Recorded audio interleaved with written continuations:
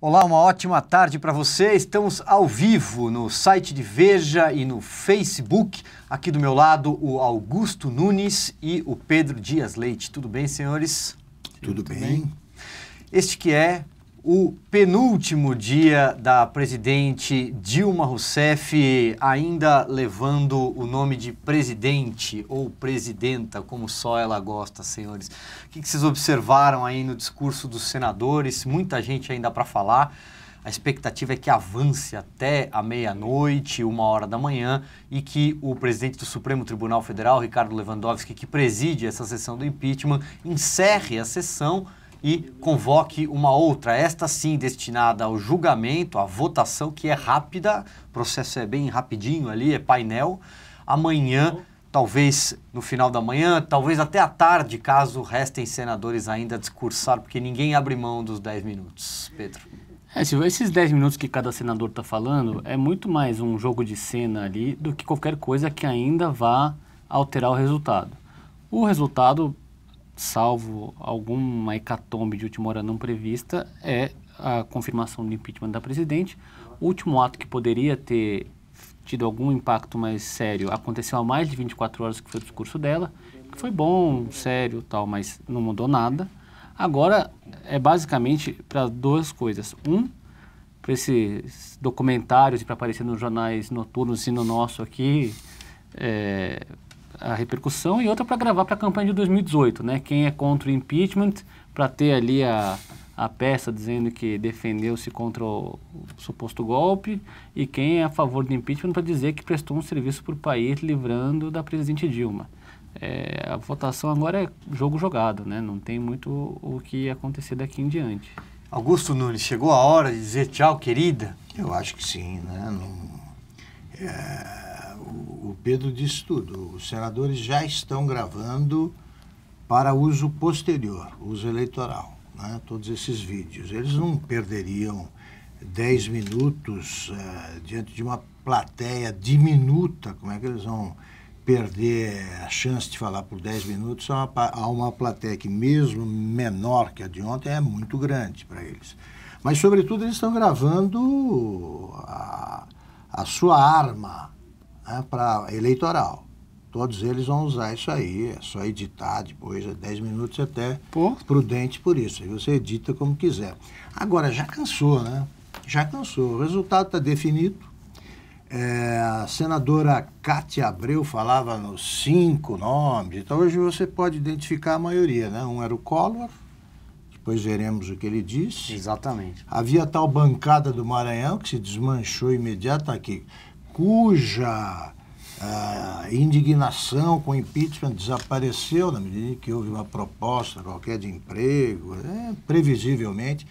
Todos eles estão cumprindo a regra que vigora entre os parlamentares. Quer dizer, eles acompanham alguém até a beira da sepultura. Agora, não peçam para que seja enterrado junto.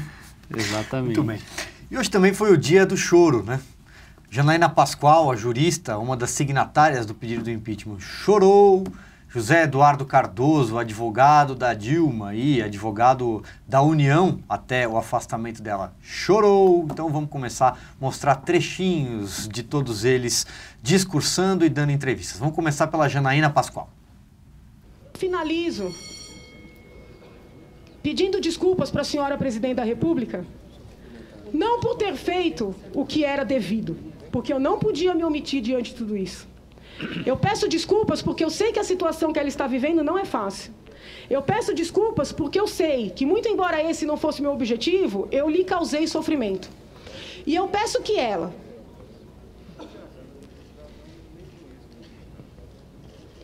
um dia entenda que eu fiz isso pensando também nos netos dela. Augusto, Pedro, Janaína teve um papel importantíssimo nesse processo todo, assim como o ex-ministro, jurista Miguel Reale Júnior. Daqui a pouco a gente mostra até uma frase dele, na fala dele, muito dura. Eu queria que vocês comentassem... E o Hélio Bicudo, sem dúvida que não discursou, salvo engano... Ele está doente em casa, né? Eu acho que ele ia mandar um vídeo e acabou que não aceitaram que fosse divulgado o vídeo. De qualquer forma, os três vão entrar para a história. E eu queria que vocês comentassem o papel que eles tiveram, porque o que eles apanharam lá atrás de petistas, de aliados da presidente Dilma, até quando ela ainda tinha alguma folga, né? Alguma pequena margem, ainda negociava com Eduardo Cunha e etc., né? Eu acho que eles tiveram um papel histórico muito importante. Quer dizer, acho que a dupla que era formada pela Janaína e pelo Hélio Bicudo, aliás, foi a Janaína que convenceu o Hélio Bicudo a entrar nessa briga, né, pela importância histórica que ele tem, foi um dos fundadores do PT. A coisa ficou completa, o quadro ficou completo com a entrada do Miguel Reale, que foi quem cuidou mais dessa parte, que tratou das pedaladas, etc. Verdade. Eu repito aqui o que eu disse ontem. A Dilma foi beneficiada pela decisão do Eduardo Cunha de cingir as acusações a essa questão fiscal, porque havia outras que poderiam entrar ainda mais graves, embora sejam gravíssimos. Seja gravíssimo qualquer crime fiscal ou qualquer crime, tá? Não dá para você estabelecer uma gradação. Agora, nesse caso do discurso, eu vou arriscar aqui uma interpretação, só que é bem simplória. Eu acho que é o cansaço. Eu conversei na semana passada com o Zé Eduardo Cardoso, ele estava exausto. Eu disse, olha, fazia 20 dias que ele estava escrevendo coisas, falando e tal, então tem tudo a ver, o sujeito cansado chora mais. E acho que a alusão ao neto teria sido dispensável. Eu me dispensaria de fazer pelo seguinte, é parte da luta, né, é parte de um enfrentamento num tribunal, como é isso, é esse tipo de ataque, de você tenta ganhar a causa. Eu acho que em nenhum momento a acusação foi longe demais. Mesmo a defesa errou completamente na tese, falar em golpe, mas não foi agressiva demais. Eu não me lembro de algum momento que tenha ficado de agressividade. Se eu estiver enganado, Pedro está aqui para corrigir. Eu concordo plenamente com você, Augusto. Eu acho que esse julgamento todo transcorreu ali, dada a gravidade da situação e a polaridade entre as duas posições, dentro de todos os limites aceitáveis ali. Sem dúvida. Ninguém ultrapassou nenhuma linha da grosseria ou do ataque pessoal. Foi tudo dentro do que está permitido ali. Luta livre, vale soco, chute, só não vale dedo no olho, puxar cabelo e tal. Isso não teve. A luta política é essa mesmo. Agora, hoje, depois acho que veremos, né? Um deputado provocou um incidente. Aqui ele não tinha nada para fazer lá. Nós vamos mostrar. E temos os chiliques recorrentes da Gleisi Hoffmann, que também cessam quando ela precisa conversar em particular com o Renan sobre o que realmente interessa, que é o direito de ir e vir dela sob ameaça. Sem dúvida. E esse choro tem uma coisa que eu acho que, concordando com o Augusto de novo, é quase catártico ali. Chegou ao final, um processo longo, como a Janaína Pascoal disse, doloroso para todo mundo, para quem é a favor e quem é contra o impeachment, desgastante. É aquela coisa que, assim, a reta final é catártico. Você usou a palavra perfeita, porque é sincero. Eles não estão simulando. Você tem o choro simulado, você tem aquela lágrima que dá aquela marejada, o cara escorre, né? Chore, como num script e tal. Esse não. Esse é sincero, mas eu atribuo muito mais ao cansaço que a qualquer outra coisa. Então, vamos lá, para Simone Correia, para Amanda Coimbra, Sérgio Castilho e todo mundo aqui, Flávio Bucheroni, todo mundo que está dando os parabéns à doutora Janaína e ao doutor Reale, vamos acompanhar um trecho do que disse o doutor Reale. Dizem, não há crime de responsabilidade. Como não há crime de responsabilidade? Há crime de responsabilidade, a autoria e a dolo. Há sim, há crime de responsabilidade, há cadáver e há mau cheiro desse cadáver. É fortíssima a declaração do isso. Toreali, que fala com propriedade. Na sequência a gente vai mostrar agora o Zé Eduardo Cardoso também, que também ali com a voz embargada, já numa entrevista depois da própria fala dele no Senado. Acompanhe. As palavras da acusação foram muito injustas. Para quem conhece Dilma Rousseff, pedir a condenação para defender os seus netos é algo que me atingiu muito fortemente. É errado. Não é justo. Ou seja, eu acho que do ponto de vista humano, aquele que perde a capacidade de se indignar diante da injustiça, perdeu sua humanidade. Por isso me emocionei. Eu não perdi a minha. Eu acho que vocês já comentaram, né? Ele reconhece que se emocionou e a questão é catártica, como vocês disseram. Ele foi muito, assim, dado que ele tinha que defender uma causa muito difícil de ser defendida, eu acho que ele foi muito bem até como advogado da defesa. Ele tentou, mas é isso, perdeu porque... Porque defendia ela. Ele foi melhor advogado do que ministro até. É verdade, melhor advogado. É uma excelente definição. É perfeito, porque ele se revelou um bom advogado criminalista. Porque é crime que ela cometeu. Ele é bom ele fala muito bem e tal, mas já disse tudo, melhor do que quando ministro. Muito provavelmente é o que ele vai fazer a partir de agora. Ele mesmo já manifestou que não tem mais pretensões políticas para o futuro. Vai ser... eu posso falar? Você não acredita nisso? Você acha que ele ainda quer ser político? Se a gente fosse apostar, 90% de chances de que em 2018 o nome dele vai estar em algum lugar nas urnas. E aqui são só palpites, mas eu vou concordar com o Silvio, sabe por quê? É pela solidão dele no PT. Ele tem poucas chances de se eleger. Ele não é visto como um petista real, porque ligar-se a Dilma não significa nada para o PT. E o que me chamou a atenção, Pedro, foi que ao chegar ao Roda Viva, ele estava acompanhado por um assessor. Você percebia que era inexperiente, garoto, não tinha um petista, um dirigente petista para acompanhá-lo. Estavam todos no debate eleitoral na Band. E agora, meu Deus, escala 2 para acompanhá-lo, até porque ele estava machucado, ele tinha ferido a perna. Aí tem uma cena que se for apresentado por aí, nenhum petista vai acreditar. Ele entrou no estúdio apoiado em mim. Eu não sou exatamente a pessoa em que ele deva confiar ou se apoiar, né? Porque a gente vive brigando educadamente, etc. Mas fiz isso com a maior animação, porque estava sozinho, ele não conseguia subir a escada. Muito bem.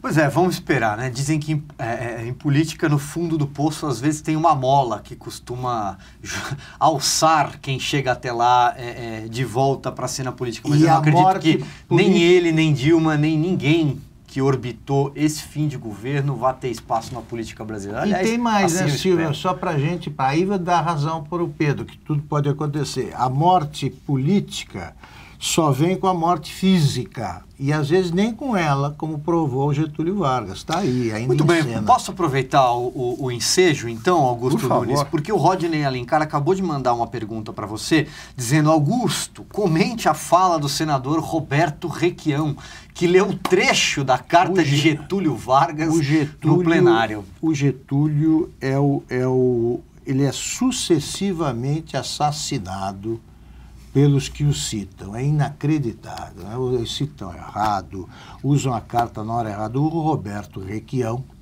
hoje ele fez o que eu qualifico de indução ao suicídio. Ao ler aquele trecho em que a carta que o Getúlio deixou, com o nome disso, Carta Testamento, ele está dizendo que agora a Dilma precisa só morrer, né, para justificar aquilo. Eu acho que é indução ao suicídio, é coisa de amigo da onça. Não tem o menor sentido, o caso não tem a dramaticidade que teve. Ninguém vai se matar, o que teremos por alguns dias um grupo de baderneiros na rua. Mas isso aí é caso de polícia que se resolve com polícia. Aliás, teve o assassinato do Zola ontem, né? Do Emílio Zola. Foi o Lindbergh, né? Jacuzzi. Ele não sabe qual é o caso, né? Não sabe a história do oficial lá do Dreyfus. Não sabe nada. Não sabe nada, não sabe como é que era a França na época, mas... O Lindbergh vai ter problemas no futuro para contar a própria história dele, já que ele foi um cara pintada, já que ele lutou pelo impeachment do Fernando Collor e o papel que ele se prestou agora. Ele vai ter história com a própria história. Esse cara aí nunca entrou no corredor da faculdade, o só para fazer um chamamento à greve. Bom, Augusto, eu vou pedir para que a nossa produção prepare aí para a gente dar uma espiadinha lá, como está o plenário do Senado. Mas antes, olha, aí a Odileia está pedindo para você mandar um abraço lá para Campo Grande, o pessoal que te acompanha em Mato Grosso do Sul, Augusto Nunes. Com muito prazer, Odileia. Um abraço para você e para Campo Grande. Muita gente aqui mandando alô pra gente. Não vou conseguir ler o nome de todo mundo, mas deixa eu cumprimentar o bem-humorado Rafael Tavares, que diz que já é impeachment na Austrália. Muito bem. Vamos ver isso, porque o julgamento, a votação deve acontecer amanhã, quarta-feira. Vamos então dar uma espiada lá no plenário do Senado. Nesse momento fala o líder do PSDB, senador Cássio Cunha Lima, da Paraíba. Estamos aqui para defender o povo, não estamos aqui para acusar ninguém. Ocupo essa tribuna para defender o povo do Brasil, para defender o povo da Paraíba, para mostrar que toda a fraude fiscal feita para maquiar a contabilidade pública, para dar verossemelhança às mentiras pregadas na campanha. Passada a eleição, as revelações da Lava Jato e o que aconteceu? O povo brasileiro foi para as ruas. E talvez o senador Humberto Costa, que me antecedeu, queira achar que a Avenida Paulista é propriedade da Fiesp, quando não é. A Avenida Paulista é patrimônio do povo de São Paulo e, quiçá, do povo do Brasil, que para lá se deslocou de metrô, a pé, de ônibus, espontaneamente. Eu, na Paraíba, saí da Paraíba e fui à Avenida Paulista, como brasileiro, participar de manifestações. Como a praia de Copacabana é do povo brasileiro, dos cariocas sim, mas do Brasil inteiro. E foram milhões e milhões de brasileiros que foram às ruas para manifestar sua indignação. E é isso que incomoda o PT, é isso que incomoda o governo, porque eles perderam as ruas e se achavam proprietários dela. Se achavam os únicos defensores do povo brasileiro, do povo mais pobre. E foi a rua que fez o impeachment. Quem fez o impeachment foi a rua. Muito bem, fala o senador Cássio Cunha Lima. O Ricardo Fernandes, também lá de Campo Grande, diz que também acompanha Augusto Nunes, então um abraço para ele também. E o Valmir Nazário, lá de Blumenau. Mais uma vez aproveito então em nome deles para agradecer a sua audiência, a sua companhia. É muito bacana poder interagir com vocês pelo Facebook. Augusto Nunes, para a gente fechar então a nosso programa desta tarde, subiu à tribuna o senhor Fernando Collor de Mello. Você acompanhou um trecho da fala dele, Pedro também, mas eu queria destacar algumas palavras ditas pelo ex-presidente, que também sofreu processo de impeachment em 1992. Collor disse se tratar de uma tragédia anunciada, uma gestão cujo final era uma tragédia anunciada. Falou em surdez política, preciso, não? E falou em cegueira econômica. E a frase que ele resumiu o pensamento dele, né, para indicar o voto dele, já indicou que ele votará a favor do impeachment, né, praticamente indo à forra com a história, já que o PT foi artífice do impeachment dele, foi a constatação de que a crise que abala a nação não é nem fantasiosa, nem orquestrada, mas originada pelo próprio executivo. Aí eu passo a bola para vocês. Podia ser o governo dele isso, né? As três expressões se aplicam exemplarmente ao governo dele.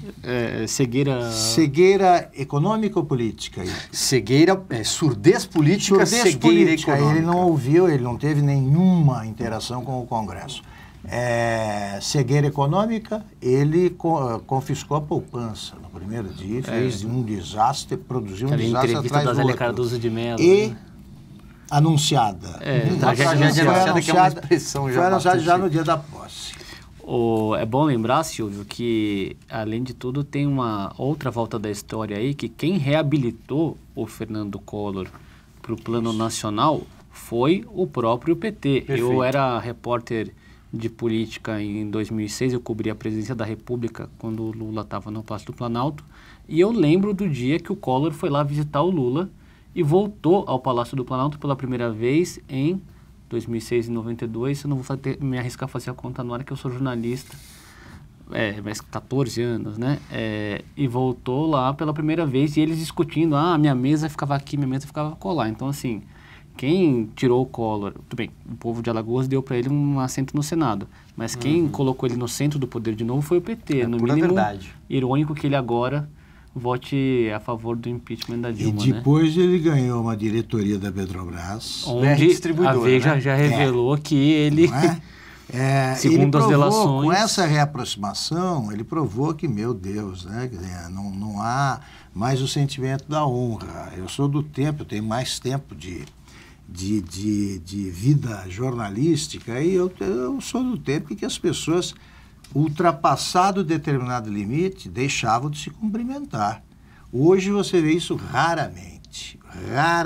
O Jarbas Vasconcelos é um dos poucos que faz isso, e um outro que fez isso também, para o meu espanto, foi o Pedro Taques, que não cumprimenta o Jader Barbalho, porque ele deu voz de prisão ao Jader Barbalho. Não é possível você ficar amigo, né? Hoje governador de Mato Grosso. Então não tem nada de espantoso no apoio ao impeachment revelado hoje pelo senador Fernando Collor. Não tenho dúvida de que o PT deu sustentação ao retorno dele, mais do que sustentação, é uma ABR distribuidora, como vocês acabaram de dizer. Deu dinheiro, mas tenho a impressão de que, no fundo, ele guarda ali o sentimento de que, olha o que aconteceu comigo e olha o que está acontecendo agora com vocês. Ele não será o único, né? A partir não à toa ele usou a expressão que aqueles que faziam inúmeras simulações hoje fazem inúmeras dissimulações. Dissimulações, isso verdade. Aí. Muito bem, Augusto Nunes e Pedro Dias Leite, obrigado mais uma vez. Obrigado a você, amanhã teremos mais uma jornada e quem sabe, se Deus quiser, será a última. Merecemos. Muito bem. Bom, esse foi o Sem Edição. Obrigado pela sua companhia, obrigado pela sua audiência. Até o próximo programa.